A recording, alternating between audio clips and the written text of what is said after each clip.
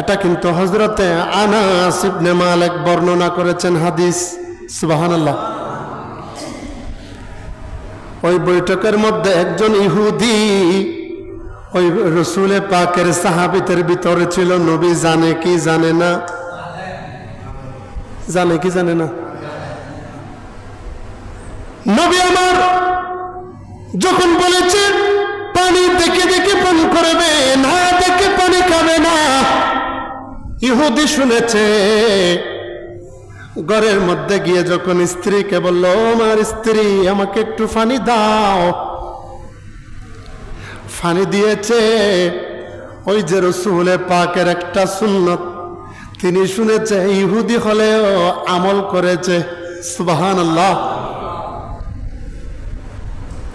মকামে মুস্তাফা কেমন, ঈমানের মানদণ্ডে মকামে মুস্তাফা কেমন চিন্তা করেন।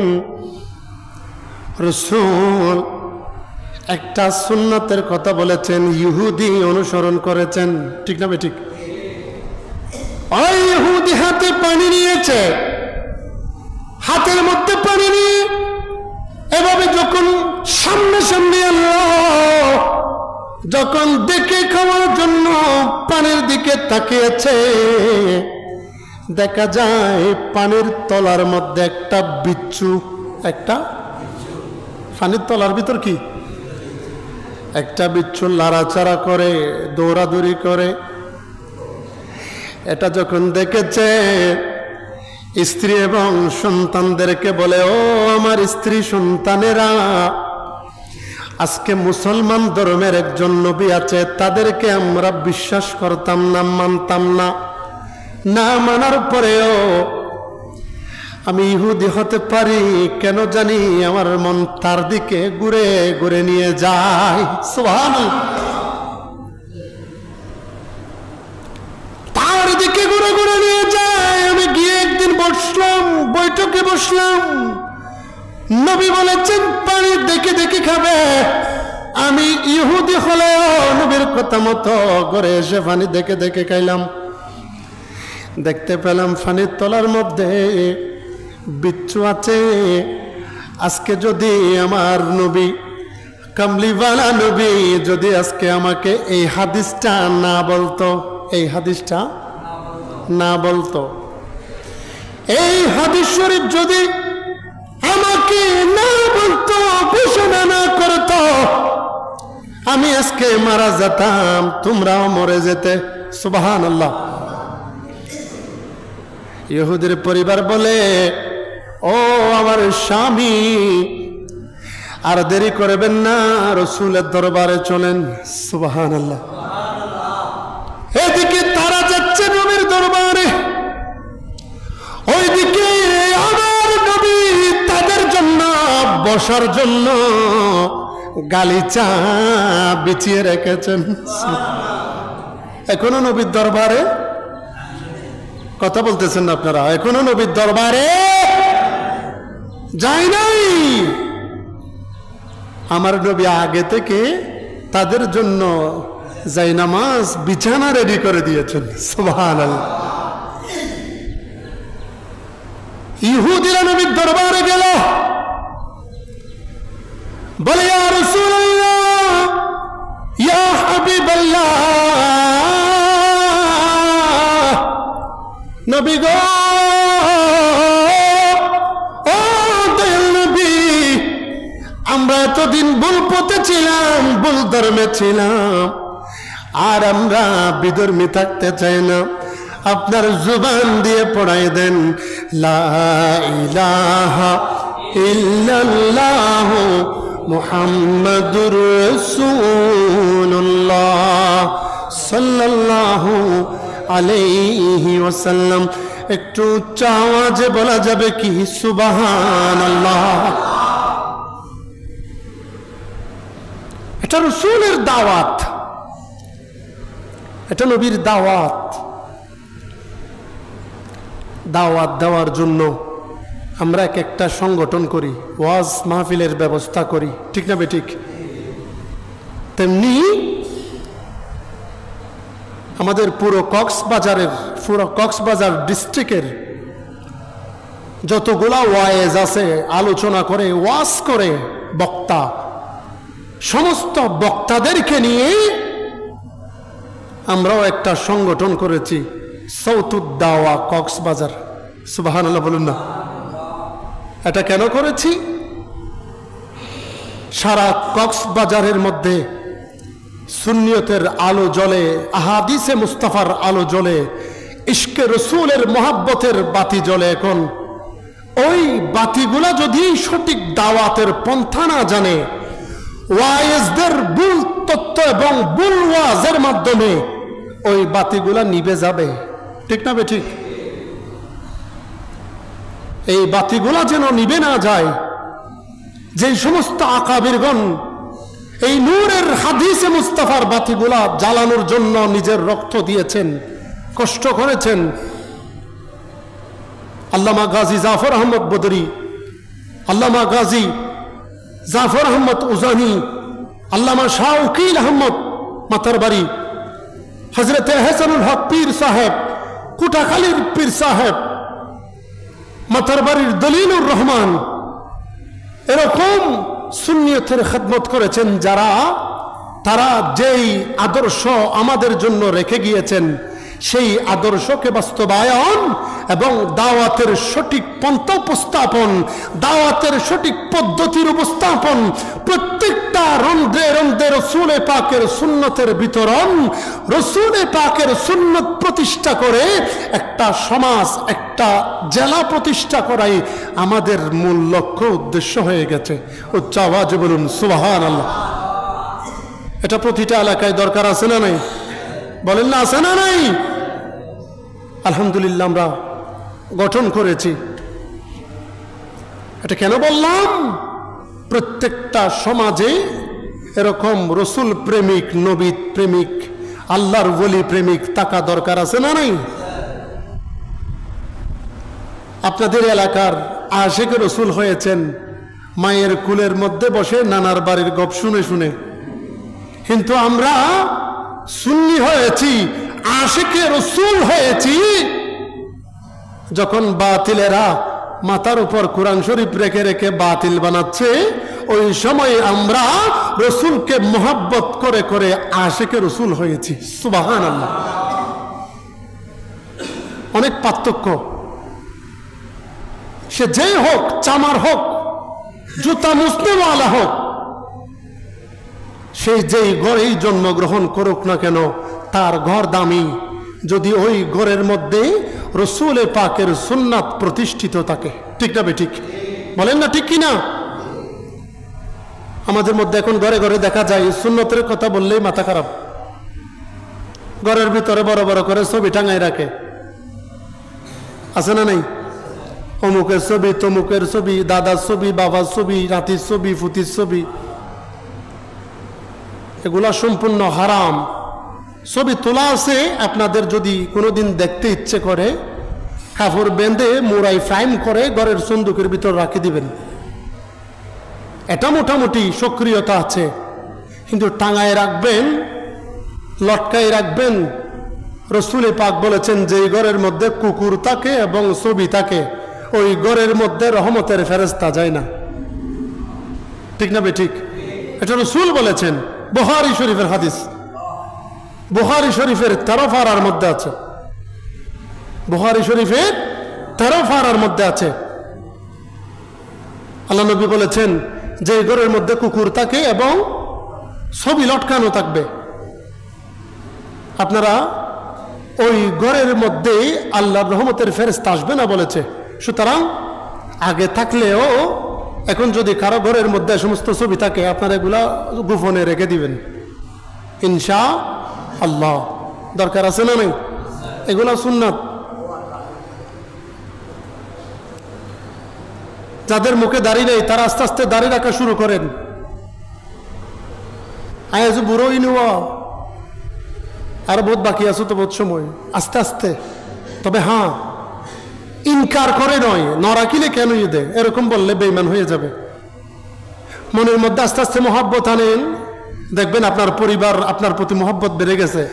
আপনার সন্তানদেরকে আগের থেকে সুন্দর লাগবে, আপনার চেহারা আগের থেকে সুন্দর হবে,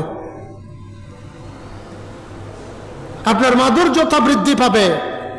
খোদা না করুক হঠাৎ যখন আজরাইল চলে আসবে, তখন আপনি আজরাইলকে সময় নিতে পারবেন না। জান যখন কবজ করবে, আপনার দেহ তো নবীর সামনে নিয়ে যাবে, নিবে না? কবরের মধ্যে নবীর সামনে নিবে না? নিবে। ওই সময় জবাব দিতে পারবেন না, নবীর দিকে চেহারা কেমনে তাকাবেন? সুতরাং আমি মহব্বতের সাথে বলছি, এটাই সুন্নতে মুস্তাফার আমল। দেখেন আপনাদেরকে অনেক সুন্দর লাগবে, আমি শরম দিচ্ছি না, এটা আমি আপনার ছেলে, আপনার ভাই, আপনার সহকর্মী, আপনার বন্ধু হিসাবে বলছি। আমি কারো ছেলে, কারো ভাই, কারো বন্ধু, কারো ছোট ভাই, কারো বড় ভাই, তো আমি ঘরের মানুষ হিসাবে এটা মহব্বতের সাথে বলছি। কারণ সুন্নতকে যদি আপনি ধারণ করেন, আপনার ঘরের মধ্যে, সন্তানের মধ্যে, রিজিকের মধ্যে বরকত দান করবেন কে? আল্লাহ। হযরত আবু বকর সিদ্দিক রাদিয়াল্লাহু তাআলা আনহু আল্লাহ রাসূলের ইন্তেকালের পরে যখনই কথা বলেছে, ওনার জবান দিয়ে এক ধরনের গন্ধ বের হতো। সুবহানাল্লাহ। কি বের হতো? হযরত আবু বকর সিদ্দিকের জবান থেকে গন্ধ বের হয়।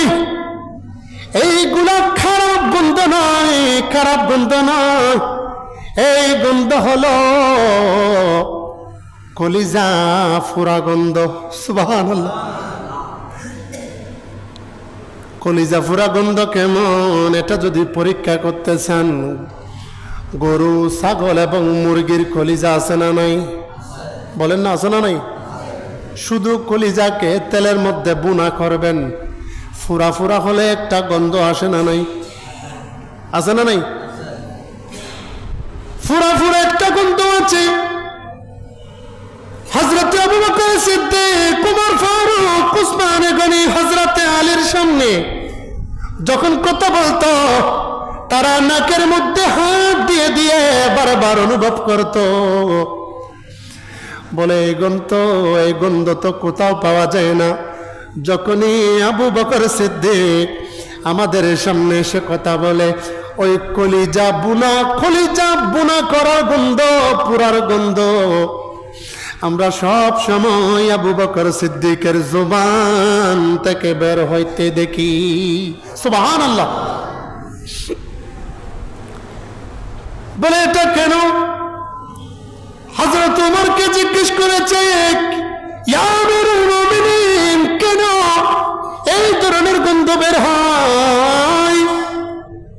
হযরত ওমর বলে, হযরত উসমান বলে, হযরত আলী রাদিয়াল্লাহু তাআলা আনহু বলে এটা সাধারণ গন্ধ নয়।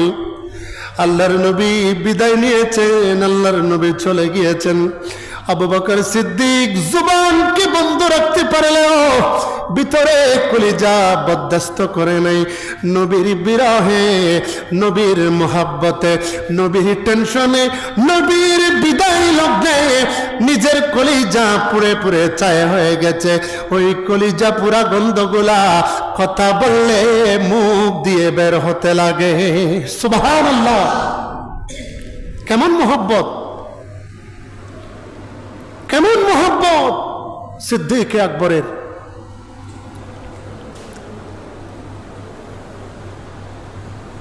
রাসূল পাক সাল্লাল্লাহু তাআলা আলাইহি ওয়াসাল্লাম একজন সাহাবী হযরত আনাস ইবনে মালিক বর্ণনা করেন, বুখারীর রওয়ায়াত।